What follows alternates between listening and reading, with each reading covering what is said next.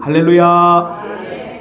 네. 대림절 네 번째 주를 우리가 맞이하고 있습니다. 우리가 참 오늘 주님께 예배를 드리면서 같이 고백하게 되는 것은요, 예수님께서는 우리에게 기쁨을 주시려고 이 땅에 오셨다라는 것입니다. 슬픔이나 근심 또는 삶의 무게가 아니라 기쁨을 주시고 만족과 감사를 허락하시려고 높은 보좌를 버리고 낮은 곳에 임하셨다는 말입니다. 그러니까 이 시간 주님 앞에 예배하는 우리 심령들은요, 주님이 주시는 충만한 기쁨으로 가득해야 할 줄로 믿습니다. 구약 성경 우리가 느헤미야 9장 8장 10절을 읽었는데 여기서는 말씀합니다. 이날은 주의 성일이니 근심하지 말라. 여호와로 인하여 뭐를 하는 것입니다? 기뻐하는 것이 너희의 힘이니라 라고 말씀합니다. 여기서 성일이라는 것은요, 거룩한 주의 날이라는 뜻입니다. 거룩한 주의 날에 우리가 주님 앞에 나왔으니까 기뻐하지 않을 이유가 없다는 것입니다. 왜냐하면 거룩한 주의 날은요, 성일은요, 주님께서 베풀어 주시는 잔칫날이기 때문입니다. 주님께서 잔치상을 차려주셨기 때문에 영의 양식을 배부르게 먹고 즐기고 기뻐하면 되는 것입니다. 저와 여러분의 한 주간의 세상살이가 거칠었을 텐데요, 거친 세상을 살면서 받았던 삭막함까지도 날릴 수가 있는 날이 거룩한 주의 날입니다. 한 번은 한 성도님이요, 그날따라 유독 스트레스를 받았다 하면서 굳어진 모습을 본 적이 있습니다. 옆에서 지켜볼 때는 그것을 어떻게 대신할 수가 없었기 때문에 조심스러운 마음이었어요. 그리고 시간이 얼마 지나지 않았는데 그분이 기분이 풀려서 웃고 있는 것이 아니겠습니까? 하는 말이, 오늘은 진짜 스트레스가 유독 많은 날이었는데 저녁 식사를 맛있게 하고 나니까 좀 풀렸다 하면서 그제서야 웃음을 짓는 모습을 보았습니다. 여러분, 매일매일이 어떻게 좋은 일만 있겠습니까?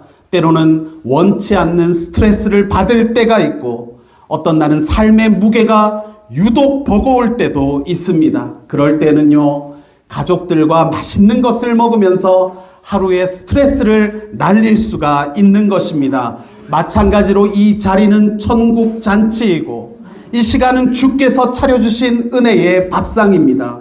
느헤미야 말씀에도 주의 성일에는 근심하지 말라고 하셨으니까 주께서 차려주시는 영의 양식을 받아서 살찐 것을 먹고 단 것을 마시면서 삶의 기쁨이 회복되시기를 주님의 이름으로 축복합니다. 여러분, 마음에 근심을 가지고 음식을 먹어보신 적이 있죠? 스트레스를 받는 상황에서 차려진 밥상을 마주해 보셨을 겁니다. 그렇게 밥상 앞에서 불편하게 식사를 하면요, 음식이 맛있지가 않고요, 소화도 잘 안 됩니다. 우리가 하는 말로 지금 밥이 입으로 들어가는지 코로 들어가는지 또 모르게 되는 것이죠. 불편한 마음으로 밥상을 받으면 입맛도 없고 억지로 먹어봤자 체하게 되는 것입니다. 우리는 성일에 주의 거룩한 날에 주님의 전을 찾았기 때문에 불편한 마음을 움켜쥘 필요가 없습니다. 삶이 주는 멍해가 무거울 때가 많지만 이 시간 기쁨을 주시는 예수님 앞에 우리가 나왔기 때문에 주의 십자가 앞에서 우리의 무거운 짐을 털어놓으면 되는 것입니다. 마태복음 11장 28절 같이 읽겠습니다. 수고하고 무거운 짐진 자들아, 다 내게로 오라. 내가 너희를 쉬게 하리라. 아멘. 무거운 짐을 지고 지친 자들을 향한 말씀입니다. 삶에 짐된 것과 무거운 고민을 내려놓고 홀가분한 가운데 차려주신 은혜의 밥상을 누리기를 우리 주님이 간절히 원하시는 줄로 믿습니다. 차려놓은 밥상 앞에서 인상을 쓰고 있으면요, 그것만큼 볼성 사나운 것이 없습니다. 잔치에 참여한 사람이, 남의 잔치집에 초청된 사람이 시무룩하고 있으면 보기에 흉한 거예요. 잔칫날 차려진 밥상 앞에서 인상을 쓰거나 시무룩하고 있다면 초청한 사람에 대한 예의도 아닌 것입니다. 잔칫날에 맛있는 밥상이 주어졌을 때는요, 차려진 정성에 감사하면서 먹고 즐기면 되는 것입니다. 지금 주님께서는 기쁨의 식탁을 가득 담으시고는 그 은혜의 밥상을 우리에게 내어주고 계십니다. 우리는 이 정성스러운 식탁을 즐겨야 할 줄로 믿습니다. 그 어떤 삶의 무게나 고민도요, 거룩한 주의 날에 누릴 수 있는 기쁨에 비할 바는 되지 못하는 것입니다. 그러니 우리는 마음속에 있는 불편함과 불만 같은 부정적인 멍에는 십자가 앞에 내려놓으시고 여러분 은혜에 집중하시고 하늘의 참된 기쁨을 회복하는 잔칫날이 되시기를 주님의 이름으로 축복합니다. 예수님께서는요, 대림절기 네 번째 주에 우리에게 잔치상을 베푸시면서 하시는 말씀이 기뻐하는 것이 너희의 힘이다 라고 말씀하십니다. 그러니 주님 안에서 살아가는 우리가요, 기쁨으로 살아가는 것은 당연한 것입니다. 고된 날들이 없지 않고 삶의 무게에 짓눌릴 때도 있지만 그럼에도 불구하고 우리는 내면에서 샘솟는 기쁨으로 살아가게 되는 것입니다. 여러분, 신앙생활이요, 부담이 되어서는 안 됩니다. 만약에 신앙생활하는 것이 어렵고 힘들고 부담스럽다면요, 어딘가 고장 난 겁니다. 교회 다니는 것이 스트레스가 될 이유가 없습니다. 교회는요, 이 땅에서 경험하는 천국이에요. 우리가 언젠가는 주님의 부르심을 받아서 천국에 가게 될 텐데, 천국에서의 감격을 이 땅에서 맛볼 수 있는 곳이 어디라고요? 교회입니다. 여러분, 여기만큼 이웃과 상대방을 향해서 오픈된 마인드로 품어주는 것이 세상에서는 흔하지 않은 것입니다. 교회에서의 섬김이라는 것은요, 가족들에게도 하기 힘든 것일 때가 많습니다. 그래서 교회에서는 우리가요, 서로에게 호강에 겨운 섬김을 주고받게 되는 것입니다. 어떤 분은요, 커피를 타서 막 마시라고 주지 않습니까? 커피를요, 여기 오면 서로 타려고 하는 거예요. 커피 한잔 하시겠어요? 커피 한잔 하시겠어요? 요즘 시대가 어떤 시대입니까? 어디 가서 커피 좀 타라 그러면요, 이거 보통 일이 아닐 수가 있어요. 갑질이 될 수가 있고요, 직장 내 괴롭힘이 될 수가 있습니다. 그런데 교회에 오면 서로 커피 드실래요? 이렇게 하는 것입니다. 우리 학생부가 교회에 오면은 이렇게 예배 시간에 잠을 이기고 왔기 때문에 멍하고 있을 때가 많지 않습니까?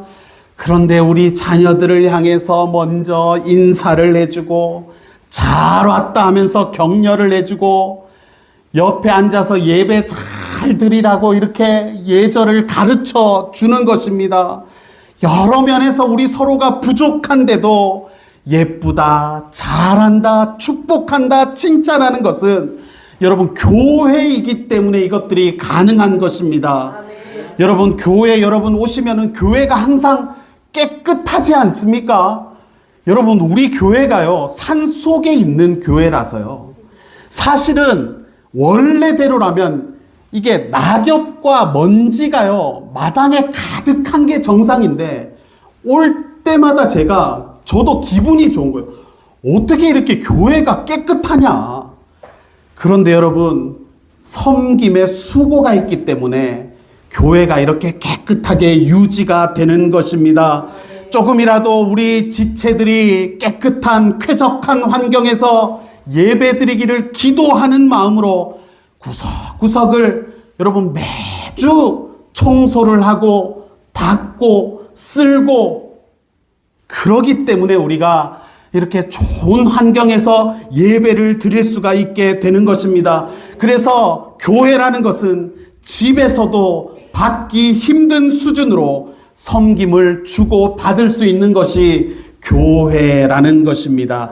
천국을 맛볼 수 있기 때문에 여기는 만족과 기쁨과 감사가 풍성한 것입니다. 그렇기 때문에 여러분, 피곤해서 우리가 억지로 교회에 올 때가 있지 않습니까? 그렇더라도 교회 오면은 천국의 기쁨을 맛볼 수 있기 때문에 억지로 왔을지라도 마음의 힘을 얻을 수가 있게 되고, 올 때는 분명히 오기 싫었는데 오고 나면 아유, 그래도 내가 오기를 참 잘했다 생각이 드는 것입니다.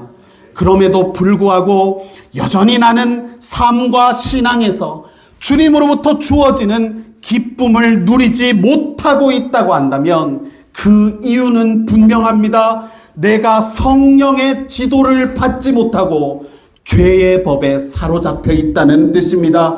죄의 법을 따르기 때문에 마땅히 누려야 될 기쁨을 얻지를 못한다라는 것입니다. 로마서 7장 21절에 보니까 바울이 깨달은 것이 있는데 내 안에 선과 악이 함께 있다는 것이었습니다. 21절 읽어보겠습니다. 그러므로 내가 한 법을 깨달았노니 곧 선을 행하기를 원하는 나에게 뭐가 있다? 악이 함께 있는 것이로다. 아멘. 선을 행하고 싶은데 선을 행하는 것을 반대하는 뭐가 있습니까? 악이 있다는 것입니다. 그래서 마음에 존재하는 선함으로는 하나님의 법을 즐거워하고 싶지만, 하늘을 기뻐하고 싶지만 그 욕구가 금방 막히는 이유가 죄악이 함께 있기 때문이라고 했습니다. 22절에 보니까 내 속사람으로는 하나님의 법을 즐거워하되, 내 속사람은 하나님의 법을 즐거워하고 싶은데 나는 금방 죄의 법에 사로잡힌다 하는 것은요, 우리가 이 선함이 죄를 이기지 못할 때가 많다는 것입니다. 그래서 23절에 보니까 내 지체 속에서 한 다른 법이 내 마음의 법과 싸우는데 내 지체 속에 있는 죄의 법이 나를 사로잡는 것을 보는도다라고 말씀합니다. 마음은 하나님의 법을 따르고 싶은데 결국 육신은 죄의 법에 사로잡힌다는 말입니다. 우리가 예수님을 통해서 마땅히 누려야 되는 신앙의 기쁨, 삶의 어떤 만족들을 누리지 못하고 여기에 사로잡히지 못하는 이유는 죄의 법이 나를 가로막기 때문이다 라는 것이죠. 신앙생활이 무겁고 부담스럽고 불편하게 느껴지는 이유는요, 성령의 지배를 못 받는다는 뜻입니다. 뜨겁게 살고 싶고 간절하게 하고 싶은 것이 성령이 주는 마음인데 교회 다니는 것이 피곤하고 귀찮고 예배를 드려도 기쁨이나 영적인 만족이 크지 않다면 죄를 이기지 못하는구나. 이것을 우리가 깨달아야 하는 것입니다. 그러니 우리는 이것을 가볍게 여겨서는 안 됩니다. 신앙생활을 할 때에 예수 안에서 누리는 기쁨과 만족이 회복되기를 우리가 기도해야 될 줄로 믿습니다. 그러면 우리가 어떻게 이 기쁨을 회복할 수가 있습니까? 대림절기에 주께서 주시는 기쁨을 누릴 수 있는 비결은요, 바로 성령을 따라 행하는 것입니다. 무엇을 따라 행한다고요? 성령을 따라 행하면 영적인 기쁨이 회복되는 것입니다. 한번 여러분 저를 따라 해보실까요? 성령을 따라 행하게 하옵소서. 할렐루야. 아멘. 갈라디아서 5장 16절은 말씀합니다. 내가 이르노니 너희는 성령을 따라 행하라. 그리하면 육체의 욕심을 이루지 아니하리라. 아멘. 성령을 따라 행하라는 거예요. 성령을 따라 행하면, 다시 말해서 성령의 인도하심을 받으면 육신의 욕심을 이루지 않는다. 죄의 법을 이길 수 있다는 것입니다. 육체의 욕심과 성령은요, 공존할 수가 없습니다. 서로 반대되는 것이죠. 자석도 같은 그 끼리는 서로 밀어내기 때문에 같은 공간에 있을 수가 없지 않습니까? 성령의 지배를 받으면요, 죄의 법에서부터 자유하기 때문에 주님으로부터 임하는 기쁨을 누릴 수가 있게 되는 것입니다. 반대로 육체의 욕망은 성령의 뜻을 거스르는 거예요. 죄를 따르는 자들이 신앙생활의 기쁨이 자꾸만 좌절된다는 말입니다. 여러분, 우리 수성교회는요, 성령의 지배를 받아야 할 줄로 믿습니다. 성령을 따라 행하는 일이 충만하도록 우리가 기도해야 될 줄로 믿습니다. 그래야 주님이 주시는 참된 기쁨을 누리게 되는 것입니다.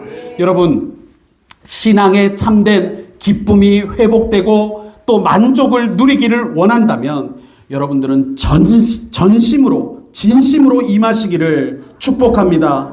누군가 말하기를요, 이런 말을 했습니다. 천재는 노력하는 사람을 이길 수 없고 노력하는 사람은 즐기는 자를 이길 수 없다 했습니다. 아무리 똑똑하고 실력이 있어도 기쁨으로 임하는 사람을 이길 수가 없다는 말입니다.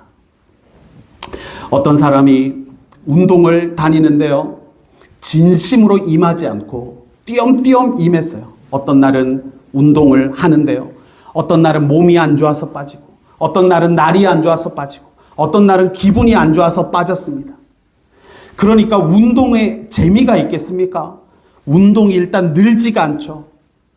띄엄띄엄 하면은요, 운동이 힘이 드니까 운동이잖아요. 띄엄띄엄 하면은요, 늘지가 않기 때문에 며칠 뒤에 가서 하면 처음 한 것처럼 똑같이 힘듭니다.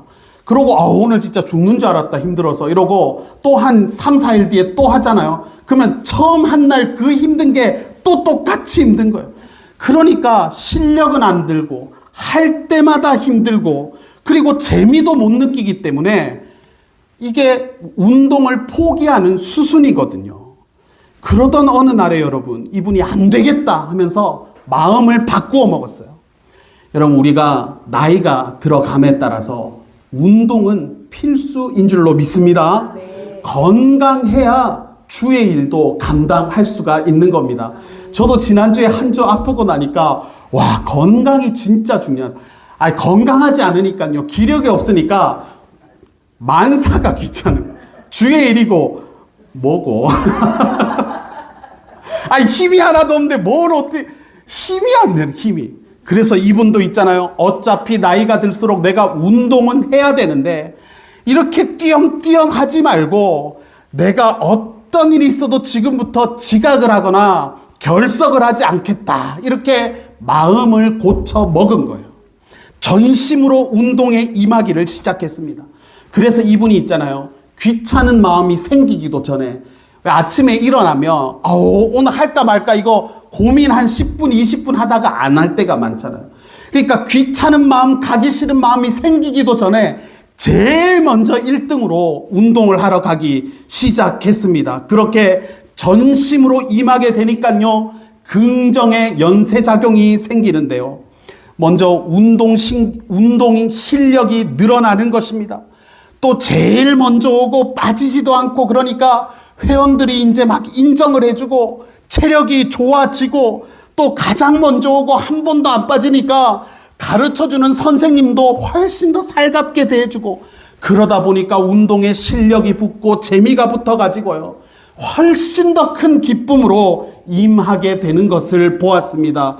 여러분, 억지로 하고 겨우 하고 가끔씩 하는 것으로는요, 어떤 일이든지 보람과 기쁨을 느낄 수가 없습니다. 이거는요, 우리가 사회생활을 하고 직장생활을 하는 모든 부분에서도 적용되는 것입니다. 내가 전심으로 직장에 임하는 차원에서 10분만 더 일찍 출근하는 것이 습관이 되어도요, 얼마나 하루가 상쾌한지 모릅니다. 10분 일찍을 직장 생활이 10분을 일찍 하는 건데 직장 생활 전체 활력을 주게 되는 것입니다.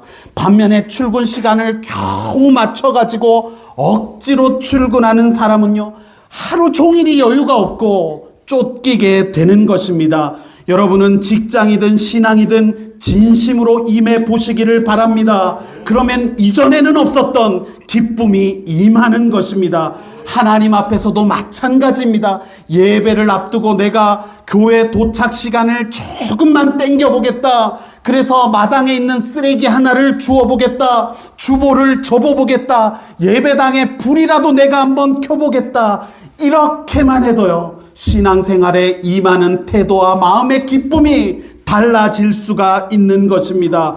오늘 당회와 구역회를 통해서 교회 임원을 뽑게 되고 기획위원회가 세워지는데 하나님께서 나를 수성교회 일꾼으로 세우신다면 내가 전심으로 임해보겠다. 하나님 앞에 바로 서보겠다. 예배에 승리하고 순종의 사람이 되고 사랑으로 섬기겠다 하시기를 축복합니다. 마가복음 10장 45절 읽겠습니다. 인자가 온 것은 섬김을 받으려 함이 아니라 도리어 섬기려 하고 자기 목숨을 많은 사람의 대속물로 주려 함이니라. 아멘. 이 말씀과 같이 나는 대접을 받으려 하기보다 섬기려 해보겠다 하는 마음으로 임하게 되면은요, 신앙생활에 탄력이 붙습니다. 하나님 앞에서 떳떳하고 사람들에게도 인정받고 신앙생활에 실력이 붙게 되는 것입니다.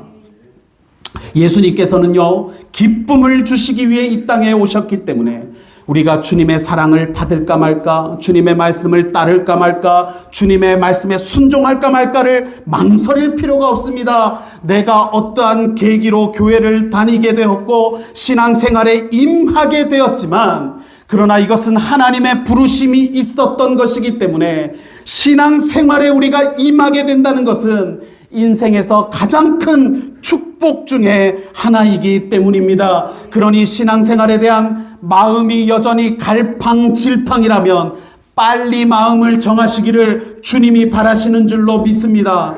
어떤 목사님은요, 어떤 새신자가 신앙생활을 할까 말까 막 갈팡질팡하는 그런 일이 있을 때 제가 어떤 것을 봤냐면, 이 목사님이 하시는 말씀이, 성도님 나 믿고 1년만 한번 신앙생활을 같이 해봅시다. 그 뒤로는 내가 당신 보고 교회를 다니라 말라 더 이상 말하지 않겠다. 이렇게 얘기를 해주니까요, 신앙을 시작하는 사람 입장에서는 한결 부담을 덜고, 그래 까짓거 1년만 해보지 뭐, 기도가 응답되는지 하나님이 살아계신지 1년만 해보지 뭐, 이러고 교회 생활을 시작했는데, 이렇게 시작한 분들이 1년을 지나서 5년, 7년, 10년 이상을 예수 안에서 기쁨으로 신앙생활 하는 것을 보았습니다. 저는 목사로서 우리 교우들과 함께 신앙생활을 할 때 가장 불안한 경우가 이렇게 마음을 정하지 못하고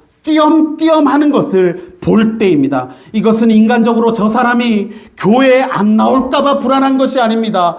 저렇게 신앙생활에서는 기쁨도 재미도 즐거움도 누릴 수가 없다는 것을 알기 때문에 안타까움에서 오는 불안함입니다. 여러분은요, 저와 여러분은 주님으로부터 부름을 받아서 신앙생활을 하게 되었기 때문에 전심으로 임하시기를 바랍니다. 기쁨으로 참여하시기를 주님의 이름으로 축복합니다. 여러분, 신앙은 다시 말씀드리지만 기쁨이에요. 예수님은 기쁨을 주시기 위해서 이 땅에 오셨습니다. 그러니 신앙생활이 기쁘지 않고 삶의 만족과 행복이 크지가 않다면 문제가 있는 것입니다.